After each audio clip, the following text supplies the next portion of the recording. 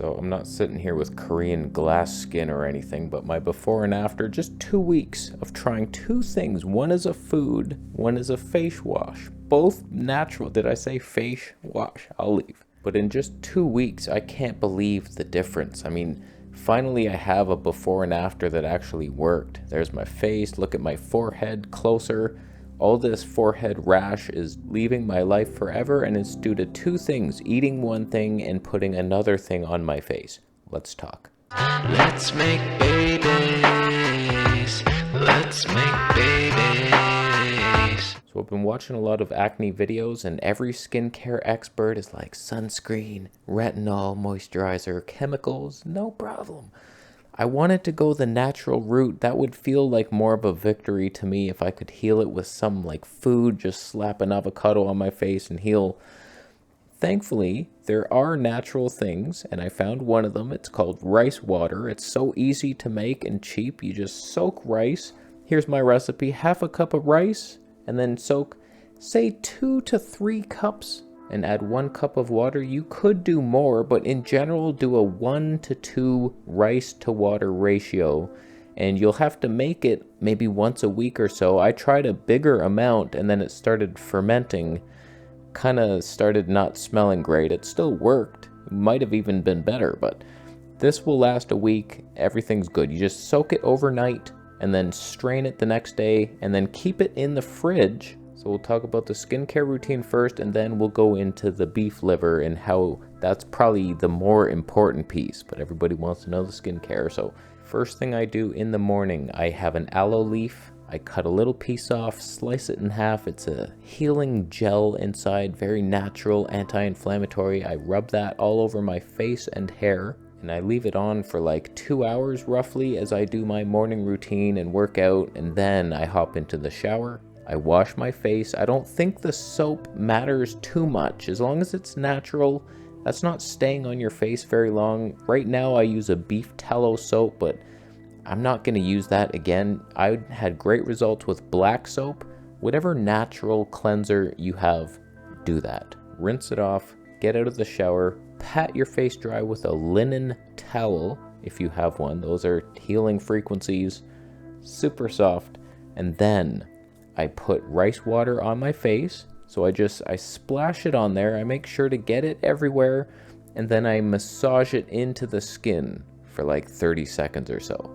So it's important to do that. Get it right in there. And then once I'm done with that, I add 8 drops of rice bran oil. That is how much I need right now. Maybe in summertime it'll be less, who knows. Rice bran oil is one of the highest in vitamin E. It's very cheap. It works for my skin. We all have different skin types. That's the problem here. Like, some people thrive on coconut oil. Maybe yours is almond oil, jojoba, whatever you got. Rice bran is my thing. And I figure since the rice water is healing me so much, why not use the rice oil and rice everything? So that's acting as my moisturizer, and I'm done. And I repeat that at night. I do that morning and night. Nothing changes. There's no AM, PM schedule. There's no sunblocks. Wear a hat, goofy. Just block the sun physically, and you're better off without the chemicals. So that's a very basic skincare routine. It's all natural. There's no harmful ingredients. I'm just cleansing naturally, adding the anti-inflammatory rice water as like a toner type of thing, just hydrating and anti-inflammatory, and then moisturizing with the rice oil. So like, that's vitamin E protective, and I'm just sticking with this for however many months, and then eventually I'm going to add other little medicinal oils just to see, like, healing scar tissue or whatever. There's all these little, like, tamanu oil.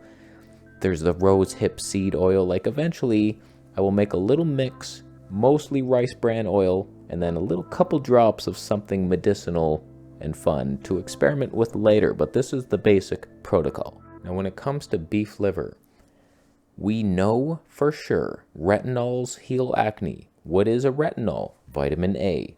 What is beef liver high in? Vitamin A. You could also do egg yolks, but you might react to the egg yolks. A lot of people have problems with the whole egg family.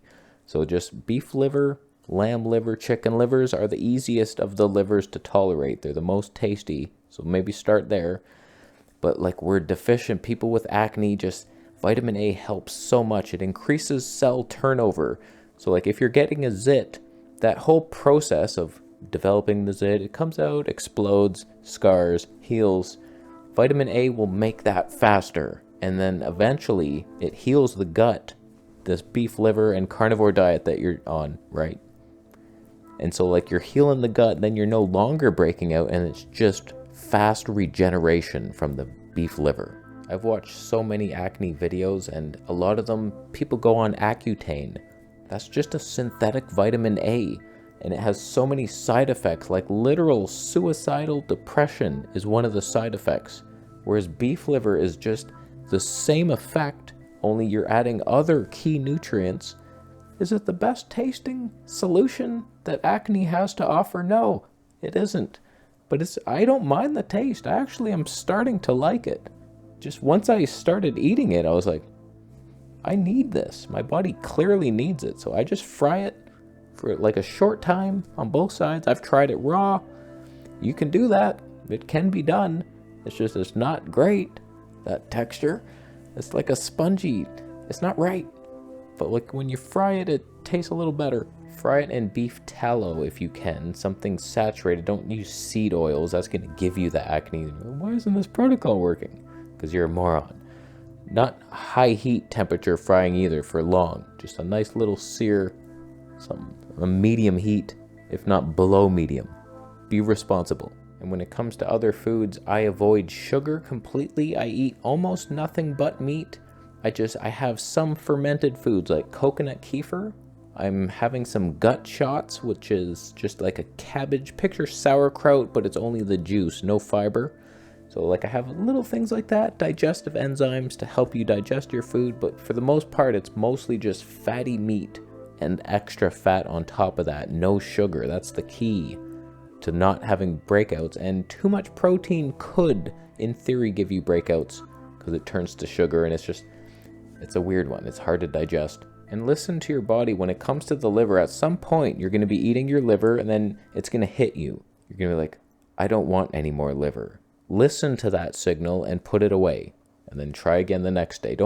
I'm doing it like I'll take a bunch of liver out of the freezer, and then I'll eat it every day for probably 3 days, and then I'll take a few days off.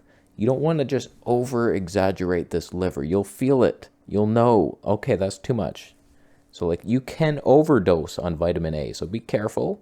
And just like go slow and listen. Tune in. It's time to tune in to what the old gut's saying. Say, hey man, do you want more or not? So if I could sum up a very anti-inflammatory, anti-acne protocol, when it comes to diet, just eat meat, fatty meat, beef and lamb mostly. Avoid the chicken. Don't eat pork ever. Don't eat dairy or eggs. And add some liver for sure. And also eat some fatty fish a couple times a week at least. Some salmon, sardines. Nothing with super high mercury like tuna or sharks. Don't eat sharks. They'll eat you. That's what was meant to happen. Sharks eat you. You don't turn it around and eat them. It's bad. It doesn't work the other way around. They get healthy eating you. You don't get healthy eating them. And so you're doing that, and you're adding beef tallow for extra fat, so you're not eating too much protein. And then listen to the body. Satiation, fast. I eat 1 meal a day, so every day I fast 23 hours, and once a week I skip that meal. And we're doing 48 hours. 36 of those hours are dry fasting. That's not you might not be ready for that. So just take that with a grain of salt, store it in the memory bank, and come back to it at another day. But fasting helps. And then we went over the skincare routine. Get that rice water on your face. Pick your moisturizer of choice. Just keep it natural if you can. Aloe vera helps so much. So that's what's turning my skin around, and I'm still breaking out here and there. I still have a couple zits. It's not completely cured. I'm like, oh, here's the protocol. But it's improved quite a bit, and it takes time. Some of us will heal it in 2 weeks. Others are going to be 2 months. Some of us, 2 years. But like you're on the path to healing, and that's good. You want to be heading somewhere good. So what do you think? You agree? You thumbing up the video? I would. thumbs down if you're washing your face with beef liver and drinking the rice water. That's definitely the opposite of what I suggested you do. You're gonna smell like iron, freaking heme iron. You're gonna stain your face red. I don't think it's gonna work. And the rice water is just sugar. How could that help you? I think like, oh, this rice water is healing my face. So is the rice bran. Why not just eat it too? I might dive into that at another date, but can you imagine that? Rice only diet with rice water, drinking, adding rice bran oil to it. It writes itself. That's a super healing protocol. I'm not even ready for it myself, but that's where I'm heading for sure. Little beef liver on the side? I think so. I'll leave. How you doing? You subscribing for more videos, and I'll see you in the next one.